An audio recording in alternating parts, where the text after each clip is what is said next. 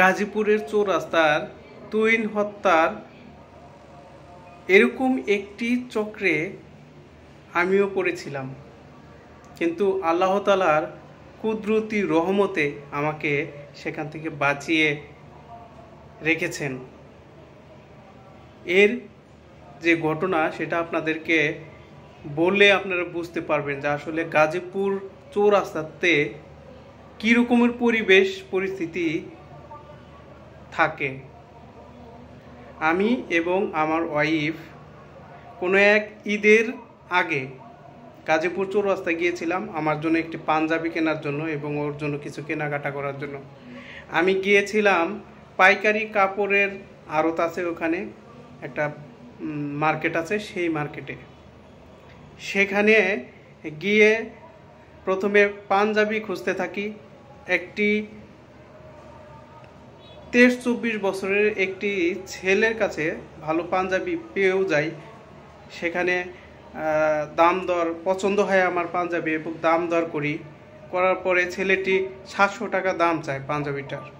তো আমি ভাবলাম যে আরও হয়তোবা পাঞ্জাবি পাবো, সেখান থেকে দেখি আরও পছন্দ হয় কিনা। সেই উদ্দেশ্যে কয়েকটি দোকানে গেলাম, তেমন ভালো পাইলাম না। ওই পাঞ্জাবিটাই আমার কাছে ভালো লেগেছিল। পরে ফেরত গিয়ে ওই ছেলের কাছে 700 টাকায় পাঞ্জাবিটি দিতে বলি, কিন্তু সে তখন পাঞ্জাবি দিতে অস্বীকার করে, বলে যে আমি একটি পাঞ্জাবি বিক্রি করি না এবং আমি আপনার কাছে পাঞ্জাবি বিক্রি করব না। সুতরাং তখন আমি বলি, দেখেন আপনি যে দামটা চেয়েছেন সেই দামটি দিয়েই আমি পাঞ্জাবি নিব, কিন্তু কোনো ক্রমেই রাজি হচ্ছিল না। এবং এক পর্যায়ে আমি কথা কাটাকাটিতে এক পর্যায়ে আমি ওনাকে বলি, তখন কিন্তু আপনাদেরকে বলি তখন কোনো কাস্টমার ওখানে ছিল না, কোনো ধরনের কাস্টমার ছিল না, ছেলেটি একাই বসেছিল, কোনো ভিড়ও ছিল না। পরে আমি বলছি যে আপনি তো ভাই কেন দিবেন না, আপনার এখানে তো কোনো কাস্টমার নাই। পরে ছেলেটি এক পর্যায়ে আমার উপর রাগান্বিত হয়, আমিও দুই একটা কথা বলি ওনাকে। তখন ওই ছেলেটি আমাদের পিছু নেয় এবং আরও লোকজনকে ফোন দিতে থাকে। ফোন দিয়ে আরও ওনার যে পরিচিত তাদেরকে ডাকে, ঠিক আছে, ডেকে এবং আমরা ওখান থেকে উনি ফোন দেয়, বিভিন্ন জনকে ফোন দেওয়ার কারণে আমরা এটা বুঝতে পারি এবং ওখান থেকে চলে যাই মসজিদ মার্কেটের দিকে। তো সেখানে মসজিদ মার্কেটের ওখানে কোনো কিছু কেনার জন্য চেষ্টা করতেছিলাম। হঠাৎ দেখি 2-3 জন ছেলে আমাদেরকে টার্গেট করতেছে এবং আমাদের পাশে দাঁড়িয়ে একজন আরেকজনকে বলতেছিল যে কোন ছেলেটি। এখন ওই ছেলেটি তখন বলে দেয় যে এই ছেলেটি। তখন আমরা একটু বিচলিত হই এবং ভয় পাই। ভয় পেয়ে আমার ওয়াইফকে নিয়ে দ্রুত আমরা আগেই বলি মানে কোনাবাড়িতে থাকি, কোনাবাড়ি থেকে সেখানে গিয়েছিলাম। তো দ্রুত চলে আসি এবং গাড়িতে উঠি। কালিয়াকুর পরিবহন যে পরিবহনটি রয়েছে সেখানে উঠে আমরা চলে আসি। এখন চিন্তা করেন, দেখেন এই যে তুহিন হত্যা, আমি যদি ওখানে থাকতাম বা কোনো ওখানে যদি ওইরকম সিচুয়েশন হইতো, তারা অস্ত্রধারী বা তারা ডেঞ্জার ধরনের লোক, সাধারণ সহজ সরল মানুষগুলো কিন্তু এগুলো বুঝতে পারতো না।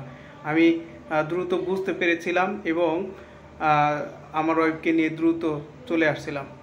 তারপর থেকে চৌরাস্তায় কোনো কিছু কেনার জন্য আমি আর যাইনি। ওখানে গেলেও ওই দিক দিয়ে গেলেও দ্রুত চলে যাই খুব সাবধানতার সাথে।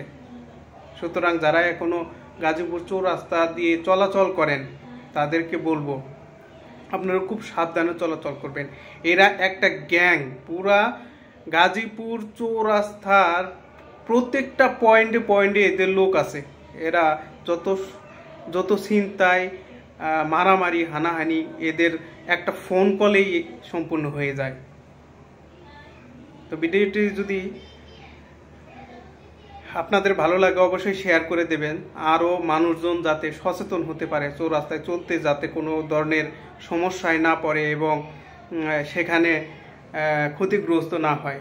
আসলে সেই দিনের কথা চিন্তা করে যে তুহিনকে যে হত্যা করা হয়েছে, এই ঘটনার প্রেক্ষিতে আমার মনে এখনো অনেক অস্থিরতা বিরাজ করে যে মানুষ কতটা পশুর মতো আচরণ করতে পারে, মানুষ কতটা নির্দয় হতে পারে।